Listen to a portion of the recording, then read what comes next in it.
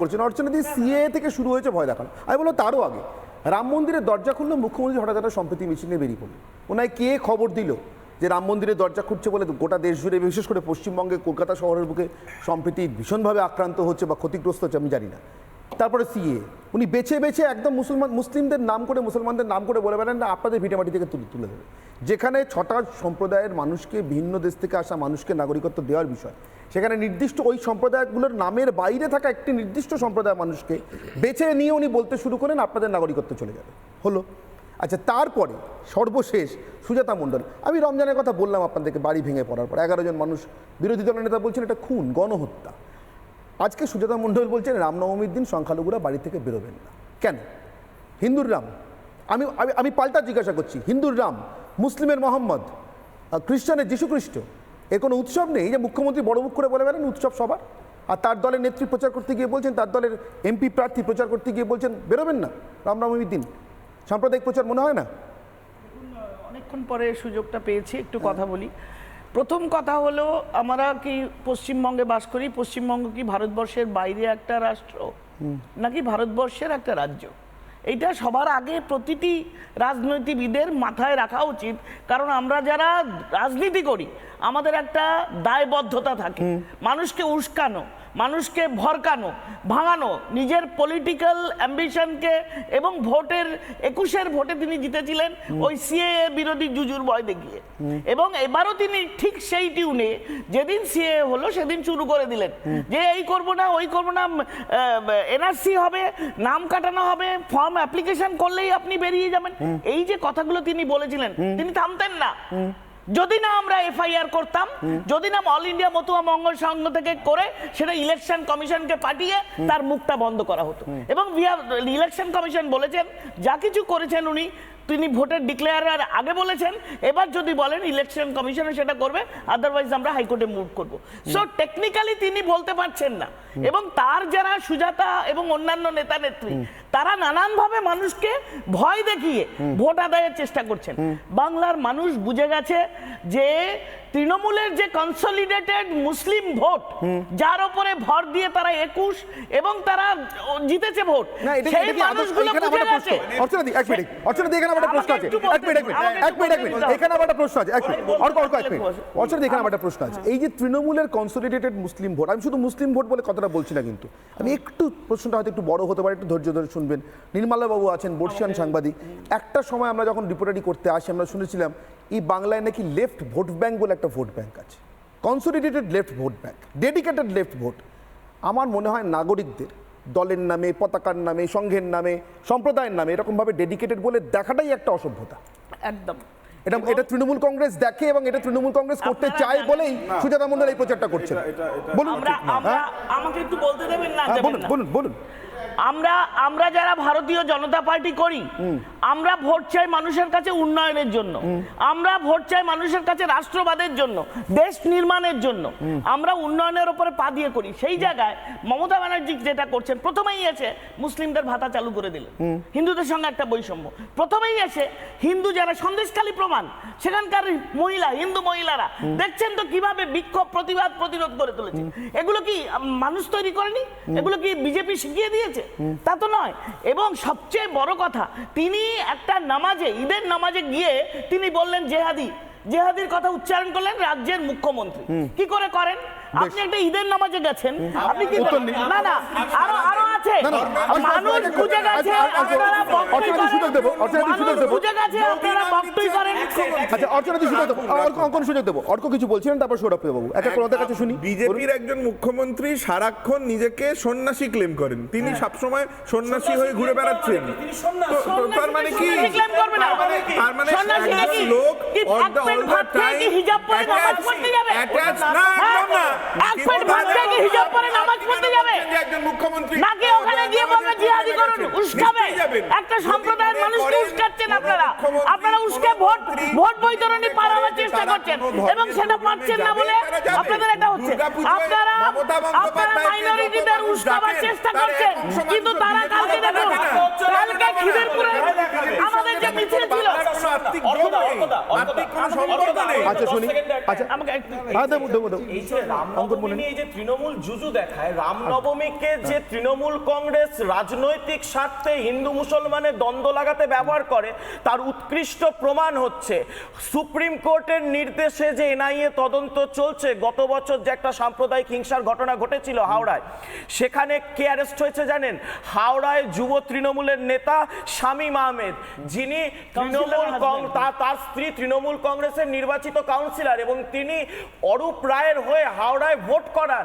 তৃণমূল কংগ্রেস পরিকল্পিতভাবে রামনবমীকে উস্কানির জন্য ব্যবহার করে, এটা প্রমাণিত সত্য। আচ্ছা, আচ্ছা। আসার পর থেকেই কেন এত হিন্দু মুসলমান দাঙ্গা, কোথাও হয় না, কে বলেছে দাঙ্গা? কে বলেছে? কে বলেছে দাঙ্গা? যাদের একমাত্র টার্গেট দাঙ্গা করা, যাদের একমাত্র টার্গেট ভায়োলেন্স করা, এটা খুব বাজে অফ রিলিজিয়াস ভায়োলেন্স। আচ্ছা আমি এক এক করে বলবো। এনআইএতে যারা অ্যারেস্ট হয়েছে ভালো কথা। আচ্ছা, সুমিত সাউকে কেন অ্যারেস্ট করা হয়নি? তার হাতে তো পিস্তল ছিল। কিসের? সুমিত সাউ। আরে ও তো তৃণমূলের ক্যাডার। কি বলছো? তৃণমূলের তাহলে অ্যারেস্ট করো, হাতে তো পিস্তল ছিল ভাই। পিস্তল ছিল তো, ধরো তোকে। ধরনি কেন? রাজ্য পুলিশ তোমরা মুসলিমদের ধরেছো। তৃণমূলের ক্যাডার। তৃণমূলের ক্যাডার। 2 নম্বর দিল্লিতে আজান পড়ার সময় আমরা কি দেখেছি? আজকে পুলিশ লাঠি দিয়ে পিটিয়ে পিটিয়ে মুসলিমদের লাঠি মেরেছে, লাঠি মেরেছে, তুলছে। বলো, তোমরা মুসলিমদের তোমরা মুসলিমদের পেটাবে, আর এখন ভোটের সময় মুসলমান করবে। এগুলো কি? কেন দিল্লিতে মুসলমানদের লাঠি কেন মারা হলো? কেন লাঠি দিয়ে মারা হলো? এক এক করে। অনির্বাণ প্লিজ এটা উত্তর না, চাই। আপনি বলুন, আপনি যা যা উত্তর চাইছেন চুপ করে অর্চনা দিয়ে উত্তর দেবেন না, বলা হয়েছে কি বলুন, অর্চনা দিয়ে উত্তর যেভাবে দেবেন। সৌরভ যা এবং যা আমার সৌরভ জিজ্ঞাসা করছেন তৃণমূলের আমার সঙ্গে যারা বসে কথা বলছেন, তারা যেভাবে মুসলিম দরদি হয়ে উঠেছেন, পশ্চিমবঙ্গের মুসলিমরা অনুষ্ঠানটা শুরুই হয়েছে তোমাদের মুসলিম আমাকে বলতে দরদি দিন, দিয়ে। বলতে দিন। তোমরা মুসলিম দরদি, অনির্বাণ শুরু করেছে। পশ্চিমবঙ্গের মুসলিমরা কিন্তু হারে হারে বুঝে গেছে, পশ্চিমবঙ্গে মমতা ব্যানার্জি থাকলে ভোটে 11টা বক্তুয়ে মারবে, খিদিরপুরে 11 জন মারা যাবে, এনআইএর নাম করে 11 ভোটে জন। দেখা যাবে। শুনুন, আপনাদের ডালখোলা এবং ভোটেই দেখে নেবে। আপনাদের একদম। শুনুন, হাওড়াতে এই যে এনআইএ অ্যারেস্ট করলো, Tara যে প্রশ্ন করলো ছাদে এতগুলো ইট নিয়ে কে কাজ করেছে, এটা প্ল্যান। আমি একদম বিজেপির প্ল্যান ছিল। রামনবমীতে আপনারা হিন্দু মুসলমান বিজেপির প্ল্যান ছিল। উস্কানি দিয়ে দাঙ্গা বাঁধিয়েছেন। আপনার সরকার বাঁধিয়েছে, মমতা ব্যানার্জি বাঁধিয়েছে, হাওড়ার তৃণমূল বাঁধিয়েছে, হাওড়ার তৃণমূল হিন্দু মুসলমান দাঙ্গা লাগিয়েছে। বিজেপির পার্টি অফিসে চালায়। কে বলেছে? কথা বললে হবে না। অনুব্রত এই যে শাহজাহানেরা কাজী মাসুম আক্তার হাত তুলছেন। কাজী মাসুম আক্তার প্লিজ, কাজী মাসুম আক্তার। কি ভালোবাসা, কি দরদ। আমি একটু দরদের কাহিনী বলি। বলুন। কেন দাদা, ওই তপসিয়ার পাশে আমি ছিলাম, রাজাবাজার, তপসিয়া, মেটিয়াবো যেটা বলেননি, ওটা বেসিক্যালি কবরস্থান। কবরস্থানে মরে গেলে দান, অনেক ভালোবাসা আছে। বলতে কবরস্থানে মরে গেলে মাটির তলায় ঢোকানো হয় ডেড বডি, কিন্তু এইটা হচ্ছে মাটির তলায় ঢোকানো হয় না, গোল করে কবরস্থানের জন্য টাকা আছে জানেন তো, গোল করে কবর ঘিরে দেওয়ার সরকারি একটা বিধি আছে, কবর ঘিরে দেওয়ার টাকা আছে। গোটা তপসিয়াকে গোল করে ঘিরে দেওয়া উচিত, কারণ ওই কবরস্থানটা তলায় না, উপরে, ওখানে জ্বলে পুড়ে মরবে আর ওখানে বিল্ডিং ভেঙে পড়ে মরবে। নিশ্চিত থাকুন, একটা ভূমিকম্পে 10,000 সংখ্যালঘু মরবে। এমন একটা জাভেদ খান বলেছে লক্ষাধিক। আমার একটা কথা বলতে দিন। জাভেদ খান বলেছে লক্ষাধিক।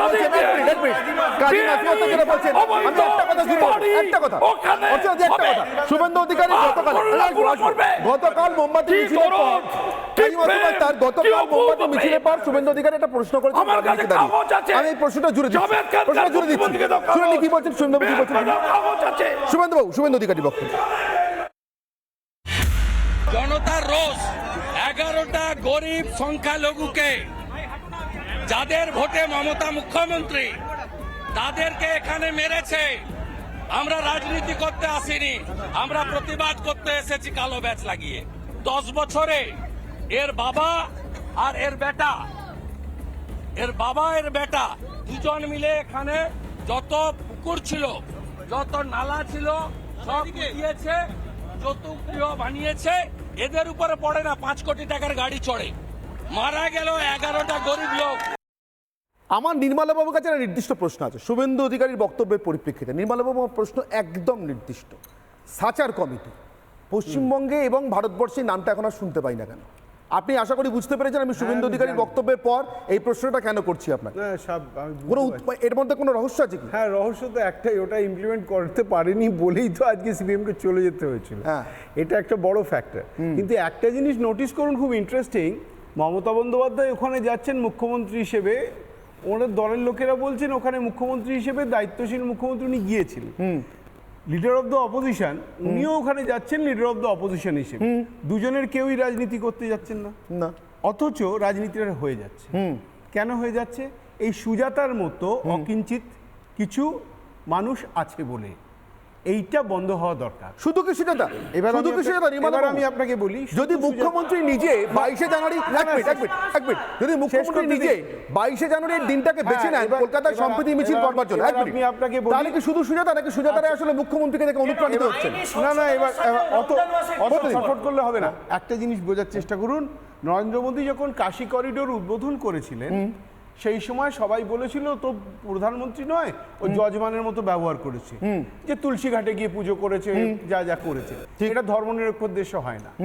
ঠিক আছে, ঠিক একই রকম ভাবে মমতা বন্দ্যোপাধ্যায় আমি যেটা দেখি সেটা হচ্ছে রমজান মাসের কথা যখন বলছেন তখন কিন্তু তৃণমূল সমালোচনা করছে না। তার কারণ কি বলার দরকার ছিল না। মমতা বন্দ্যোপাধ্যায় ধর্মনিরপেক্ষতার আড়ালে ধর্মটাই করেন। বেশ, মমতা বন্দ্যোপাধ্যায় ধর্মনিরপেক্ষতার আড়ালে ধর্মটাই করেন। আমি সিএ নিয়ে, শুধুমাত্র সিএ নিয়ে মমতা বন্দ্যোপাধ্যায় সব ধর্ম কিনে জানি না, এক মিনিট, শুধু CA নিয়ে।